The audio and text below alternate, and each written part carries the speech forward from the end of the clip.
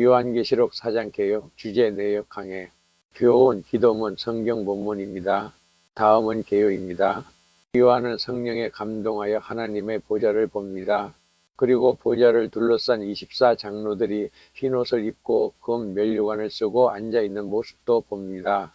또 보좌 주위에는 네 생물이 있었습니다. 네 생물은 각각 사자 모양과 송아지 모양과 사람 모양과 독수리 모양을 하고 있었으며 각각 6날개가 있고 안과 주위에 눈이 가득하였습니다. 다음은 주제입니다. 네 생물에 대한 해석입니다. 네 생물에 대한 해석에는 여러 가지 견해가 있으나 가장 설득력을 얻고 있는 것은 두 가지입니다. 하나씩 살펴보도록 하겠습니다. 첫 번째는 네 생물이 하나님의 피조물의 대표에게 해당한다는 견해입니다. 본장에서 네 생물에 해당하는 해자는 동서남북 사계절 등에서 보듯이 세상을 상징하는 숫자입니다. 그러므로 네 생물은 하나님의 피조물을 대표하는 존재라고 할 수 있습니다. 네 생물은 각각 사자와 송아지와 사람과 독수리의 모양을 하고 있습니다. 사자는 짐승의 왕자이고 송아지는 가축의 왕자이고 사람은 만물의 왕자이고 독수리는 조류의 왕자입니다.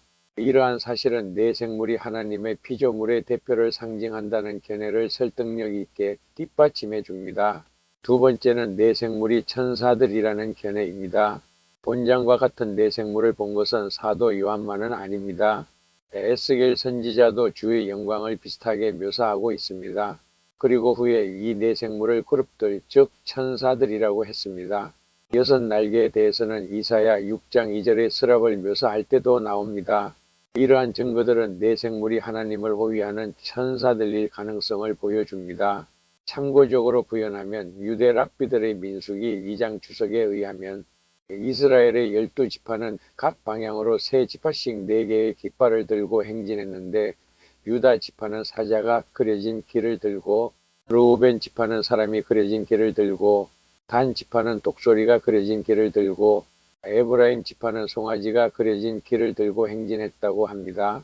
그리고 이 네 생물에 관하여 사자는 왕으로서의 예수님을, 송아지는 여호와의 종으로서의 예수님을, 사람은 참 인간으로서의 예수님을, 독수리는 하나님의 아들로서의 예수님을 상징한다고 보는 견해도 있고 사자는 왕이신 예수님을 묘사한 마태복음이고 송아지는 종이신 예수님을 묘사한 마가복음이고 사람은 참사람 대신 예수님을 묘사한 누가복음이고 독수리는 하나님의 아들이신 예수님을 묘사한 요한복음을 가리킨다고 보는 견해도 있습니다.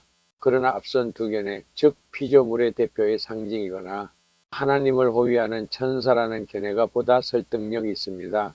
다음은 내용분해입니다. 1절에서 3절까지는 천상 보좌의 영광이며 4절에서 8절까지는 휴거된 교회에 대하여 8절에서 11절까지는 성도의 찬미입니다. 다음은 강해입니다. 본장부터 시작해서 사도 요한은 하나님이 보이신 본격적인 환상과 예언적인 광경들을 기록하고 있습니다.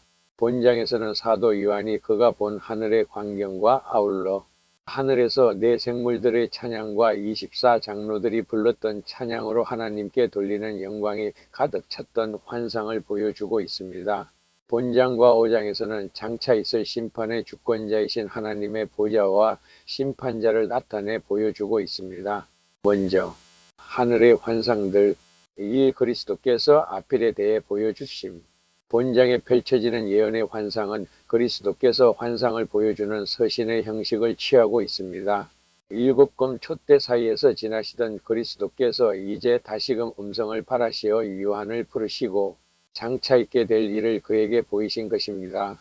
7 교회들을 향한 그리스도의 말씀을 편지로 적어 소아시아 7 교회들에게 보내었듯이 이제부터 보여주시는 장래의 일들에 대해서도 요한은 상세히 적어서 성도들에게 전해야 할 의무를 가지고 있었던 것입니다. 아마도 사도 요한은 이때 성령에 사로잡힌 상태에서 이 예언의 환상을 보았을 것입니다. 이 요한이 본 하늘의 광경들, 요한은 먼저 하늘에 있는 보좌를 보았습니다. 그 보좌는 하나님의 영광과 능력과 심판의 자리로서 하나님 자신의 보좌입니다. 이 보좌에서 나오는 권세에는 땅 위에 있는 모든 지배권들도 포함되어 있습니다. 아울러 요한은 영광 중에 보좌에 앉으신 분을 보았습니다. 그 보좌에 앉으신 분은 바로 하나님이셨습니다. 어떤 표현으로도 그분의 모양을 설명할 길이 없었지만 요한은 그분이 벽옥과 홍보석 같다고 제한적으로 표현하고 있습니다. 보좌에는 녹보석 같은 무지개가 둘러싸여 있고 보좌 둘레에 24장로들이 앉아있는 24개의 보좌들을 보았습니다. 이들 24장로들은 신구약 시대를 통틀어 하나님의 전체 교회를 대표합니다. 그들은 하나님을 직접 뵈면서 성도의 의를 나타내는 흰 옷을 입고 있었습니다. 또한 하나님이 주신 영광의 금 면류관을 쓰고 있었습니다. 이러한 24장로의 존재는 하나님의 교회에 있어서 하늘나라에 있는 승리적 교회를 뜻하는 것입니다. 오늘 이 세상에서 볼 수 있는 전투적 교회의 모습이 아닌 승리한 성도들의 공동체를 상징해주고 있는 것입니다. 아울러 요한은 보좌로부터 번개와 내성이 나는 것을 보았고 보좌 앞에 7등불을 켠 것을 보았습니다. 이것에 대해서 요한은 하나님의 7영이라고 직접 설명해주고 있습니다. 3내생물들을 봄. 계속해서 요한은 보좌 앞에 있는 수정과 같은 유리바다를 보았으며 네 생물들이 하나님의 보좌와 24장로들과 하나님의 백성들 사이에 있는 것을 보았습니다. 이 네 생물들은 하나님의 보좌나 24장로들 하나님의 백성들과 가까이에 있었고 앞뒤에 눈이 가득했다고 합니다. 이것은 에스겔 1장 18절과 10장 12절에 나타난 대로 통찰력과 지혜가 뛰어남을 상징합니다. 또한 그것들은 각각 사자 같고 송아지 같고 사람 같으며 독수리 같았다고 합니다. 이 생물들 역시 순서에 약간 차이는 있지만 에스겔이 본 환상과 같으며 각각 피조물들의 대표들이었습니다. 사자는 짐승의 왕을 상징해 용기를 가지고 있었고 송아지는 가축의 대표로 힘을 가지고 있었으며 사람은 모든 피조물들의 영장으로서 지혜를 독수리는 새들의 왕이었습니다. 이들은 밤낮 둘러서서 하나님을 찬양했는데 그 모습을 보면 이사야 6장에서 이사야가 본 환상의 나타 나는 천사들과 같이 각각 6날개를 가지고 그 날개 주위에 눈이 가득했다고 합니다. 둘째, 밤낮 쉬지 않는 하늘의 찬양. 이 네 생물들의 찬양. 사도 요한은 네 생물들의 찬양 소리를 들었습니다. 그 장면은 그들의 모습이 그러했던 것처럼 선지자 이사야가 본 환상을 닮아 있었습니다. 그 찬양의 내용은 거룩하다 거룩하다 거룩하다 주 하나님 곧 전능하신 이여 전에도 계셨고 이제도 계시고 장차 오실 자라였습니다. 거룩하다를 3번이나 반복한 것은 삼위일체 되신 하나님의 속성을 반영한 것으로 보이며 그들은 그 삼위 하나님이 영원하신 분이고 무한히 거룩하신 분이라고 찬양하고 있었습니다. 이 3번의 찬미를 성삼위에 대한 개별적인 찬양으로 돌리지 않더라도 3은 하나님의 숫자이므로 3번 찬미했다는 것은 하나님을 향한 장엄하고 완전한 찬양을 의미합니다. 이 24장로들의 찬양, 네 생물들의 찬양에 이어서 요한은 24장로들이 하나님을 경배하는 찬양 소리를 들었습니다. 그들은 보좌에 앉으신 이 앞에 엎드려 겸손하고 경건하며 존경하는 태도로 찬양했습니다. 또한 24장로들은 그들의 면류관을 벗어 보좌 앞에 던졌습니다. 그것은 하나님께서 그들에게 주셨던 모든 영광을 하나님께 돌려드리는 것을 의미합니다. 왜냐하면 그들이 받은 모든 은혜와 영광은 모두 하나님께서 주신 것이기 때문입니다. 자신들이 받은 영광이란 하나님의 그것과 비교가 되지 않으며 하나님을 영광스럽게 하는 것이 궁극적으로 24장로들 자신들에게도 영광임을 나타내 보여주고 있는 것입니다. 그들은 이렇게 경배했습니다. 우리 주 하나님이 영광과 존귀와 능력을 받으시는 것이 합당하오니 이것은 자신들이 하나님께 영광을 돌림으로써 하나님이 영광을 받으신다는 뜻이 아니라 하나님께 영광이 돌려지는 것은 지극히 당연한 일이라는 사실을 표현해 주고 있는 것입니다. 하나님께서는 만물의 창조자이시므로 만물이 생겨난 가장 근본적인 원인을 제공하신 분으로서 누려야 할 영광을 당연히 가지셔야 했습니다. 그리고 만물을 창조하셨을 뿐만 아니라 현재도 만물을 보호하고 유지하시면서 계속적인 창조를 하시기에 또한 찬양받으셔야 합니다. 또한 하나님은 만물의 궁극적인 목적이 되시기도 하십니다. 만물로부터 여러 방법으로 영광을 받으려고 하십니다. 그러므로 사도 바울은 로마서 11장 36절에서 이는 만물이 주에게서 나오고 주로 말미암고 주에게로 돌아감이라 영광이 그에게 세세에 있으리로다. 아멘이라고 하나님께 모든 영광을 돌리고 있는 것입니다. 이러한 이유들로 인해 하나님은 당연히 찬양을 받으셔야 할 분이십니다. 24 장로들은 바로 그런 합당한 찬송을 하나님께 돌리고 있었던 것입니다. 다음은 결론입니다. 요한이 본 장래의 모습에 대한 첫 계시를 기록하고 있는 본장은 하나님의 보좌와 그 주변에 대한 모습을 자세하게 표현하고 있습니다. 특히 네 생물들과 24 장로들의 하나님 찬양을 기록하고 있어서 하늘에 넘치는 찬송의 물결을 우리들이 느끼게 하고 있습니다. 하나님 앞에 영원히 거하는 성도들이 찬양한다면 오늘 우리가 하나님을 찬양하는 것은 지극히 당연하고 마땅히 해야 할 일일 것입니다. 우리들의 찬송 생활을 돌아보고 위대한 능력의 하나님을 향한 참다운 찬양을 할 수 있도록 노력해야 하겠습니다. 다음은 교훈입니다. 네 생물은 하나님을 찬양하되 하나님의 거룩하심과 전능하심과 영원하심을 찬양하였습니다. 네 생물의 찬양은 하나님의 존재 그 자체에 대한 찬양입니다.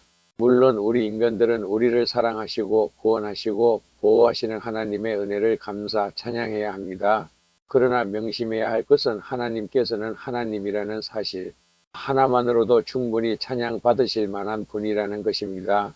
학문적으로 표현하면 실존적인 차원에서 뿐만 아니라 존재론적 차원에서도 하나님께 찬양을 드리는 모습이 있어야 한다는 것입니다. 그러니까 하나님께서 나에게 실질적인 도움을 주지 않는 부분까지도 하나님께서는 찬양받으셔야 마땅하다는 것입니다. 다 함께 기도합니다. 존귀와 영광을 받으실 하나님 아버지, 지존하신 주님의 보좌가 펼쳐진 요한계시록 4장의 찬란한 환상을 묵상하며 우리의 영혼이 감격과 두려움으로 주님 앞에 엎드립니다. 하늘에 열린 문을 통해 들려오는 이리로 올라오라 하시는 음성에 저의 심장이 뛰고 그 음성을 따라 나아간 영안 속에서 오직 주님만이 계시는 만물의 중심 영원한 보좌를 바라봅니다. 수정 같고 홍보석 같은 빛으로 둘러싸인 그 보좌 위에 태초부터 계셨고 이제도 계시며 장차 오실 주님의 위엄과 영광이 찬란히 빛나고 있음을 봅니다. 보좌를 두른 무지개는 주님의 신실하신 언약과 자비로운 사랑을 증거하고 일곱 영의 등불은 주님의 완전하신 지혜와 통치를 선포합니다. 주님, 이 모든 영광 속에서 만물이 주님의 뜻대로 창조되었고 존재하며 오직 주님만이 영광과 존귀와 권능을 받으시기에 합당하심을 고백합니다. 사랑하는 주님, 저희 삶은 때론 비루하고 세상의 먼지에 가려질지라도 이 장엄한 보좌 앞에서 저는 믿음의 선구자들을 떠올립니다. 주님을 향한 불타는 믿음으로 척박한 땅에서 기꺼이 순종하며 나아갔던 아브라함처럼 온유함으로 주의 백성을 이끌고 불순종하는 세대를 향해 목숨 걸고 중보했던 모세처럼 수많은 고난 속에서도 오직 주님만을 왕으로 고백하며 영원한 예배자로 살았던 다윗처럼 그리고 복음의 열정으로 세계를 누비며 그리스도의 향기를 온몸으로 드러냈던 사도 바울처럼 그들이 비록 고난의 길을 걸었을지라도 마지막에는 주님의 영광을 바라보며 기쁨으로 주님께 삶을 드렸음을 기억합니다. 주님, 그들의 믿음과 헌신이 어둠 속에서 빛나는 별처럼 오늘 저의 영혼을 비춥니다. 우리들 또한 이 땅에서 맡겨진 사명을 감당하며 때로는 넘어지고 쓰러질지라도 다시금 하늘 보좌를 바라보며 일어서기를 원합니다. 우리의 삶이 영원히 찬양 받으실 주님의 이름 앞에 드려지는 산제사 되게 하여 주옵소서. 내 생물이 밤낮 쉬지 않고 거룩하다 거룩하다 거룩하다 주 하나님 곧 전능하신 이여 전에도 계셨고 이제도 계시고 장차 오실 자라 외치며 경배하듯 저의 입술에서도 끊임없이 주님을 향한 찬양과 감사, 경배가 흘러나오게 하옵소서. 24 장로들이 주님 앞에 엎드려 자신들의 면류관을 벗어 던지며 우리 주 하나님이여 영광과 존귀와 권능을 받으시기에 합당하시나이다 외치며 경배하듯 우리 또한 우리들의 모든 소유와 지식, 경험 그리고 존재 그 자체를 주님의 발 아래 온전히 드리게 하옵소서. 오 주님, 우리의 인생의 모든 순간이 주님의 영광을 선포하며 주님만을 높이는 진정한 예배가 되기를 간절히 소원합니다. 우리 주 예수 그리스도의 영생복락의 이름으로 간절히 기도드립니다. 아멘. 다음은 성경 본문입니다. 1절. 이 일 후에 내가 보니 하늘에 열린 문이 있는데 내가 들은 바 처음에 내게 말하던 나팔 소리 같은 그 음성이 이르되 이리로 올라오라. 이후에 마땅히 일어날 일들을 내가 내게 보이리라 하시더라.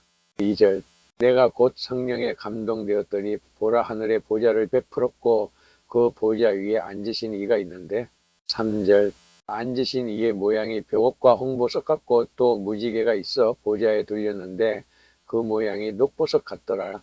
4절 또 보좌에 둘려 24 보좌들이 있고 그 보좌들 위에 24 장로들이 흰 옷을 입고 머리에 금관을 쓰고 앉았더라. 5절 보좌로부터 번개와 음성과 우레소리가 나고 보좌 앞에 켠 등불 7이 있으니 이는 하나님의 7명이라. 6절 보좌 앞에 수정과 같은 유리 바다가 있고 보좌 가운데와 보좌 주위에 네 생물이 있는데 앞뒤에 눈들이 가득하더라. 7절 그 첫째 생물은 사자 같고 그 둘째 생물은 송아지 같고 그 셋째 생물은 얼굴이 사람 같고 그 넷째 생물은 날아가는 독수리 같은데 8절 네 생물은 각각 6날개를 가졌고 그 안과 주위에는 눈들이 가득하더라.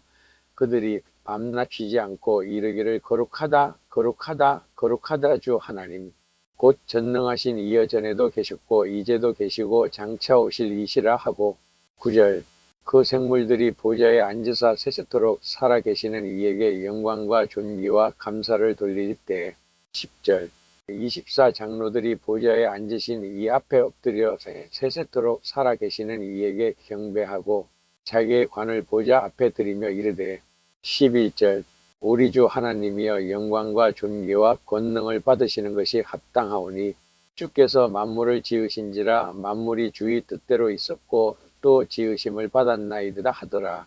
참조 임마누엘 성경 윤전박이 기진생 바른신학원 두란노선교회 올림 감사합니다.